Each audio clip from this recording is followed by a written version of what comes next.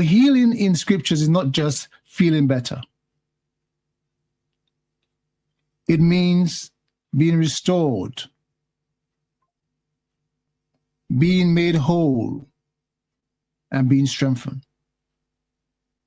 Being restored, being made whole, and being strengthened.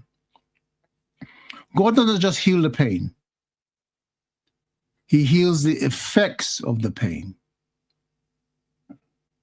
He does not just heal the pain, he heals the effects of the pain.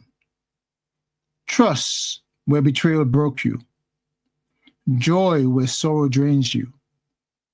Peace where anxiety torments you. Identity when rejection damages you. Listen to this again. He restores hope where despair lives. He restores trust where betrayal broke you. He restores joy where sorrow drains you. He restores peace where anxiety torments you. He restores identity where rejection damages you. When God heals, he does not return you to where you were. He doesn't do that. He brings you to a stronger, deeper place than before level. Your suffering is a catalyst to the next level. But you must be willing to go through the healing process. You must be willing to go through the healing process, because some of us, we stay in the pain too much. But the Lord wants you to go through the healing process in order to restore you, so that pain becomes a vehicle of your purpose. Because you can look back on where you used to be and look back where you are now. Look back where you used to be and look at where you are now as a result of healing now.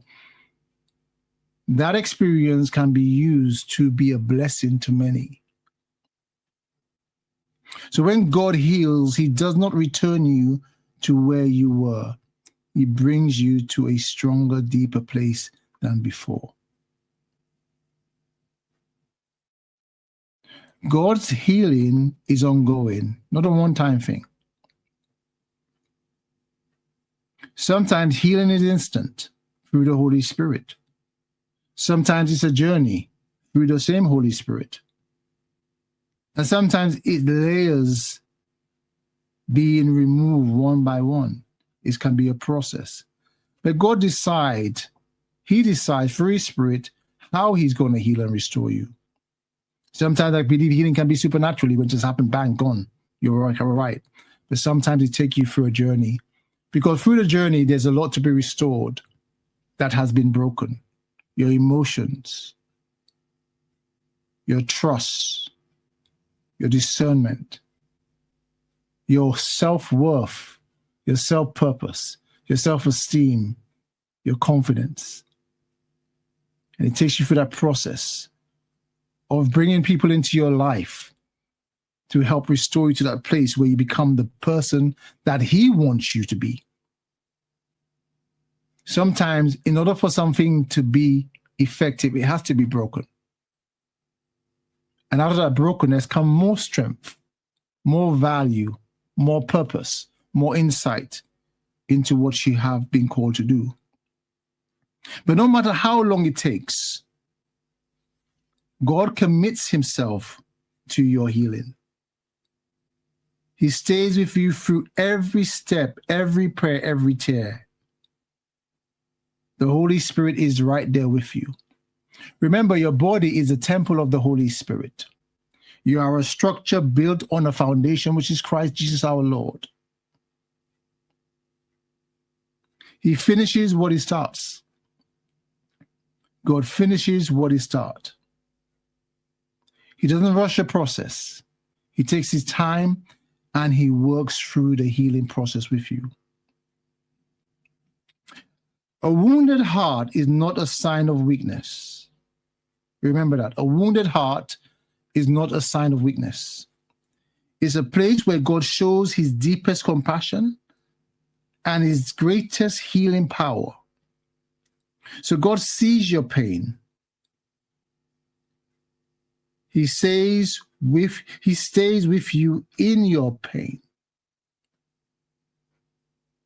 He heals you from your pain and restores you after your pain. I want to say this to you again. God sees your pain. God stays with you in your pain. God heals you from your pain. God restores you after your pain. He's doing a work on you. And he binds your wounds with the care of a loving Father. This is the God you serve. This is the God you serve.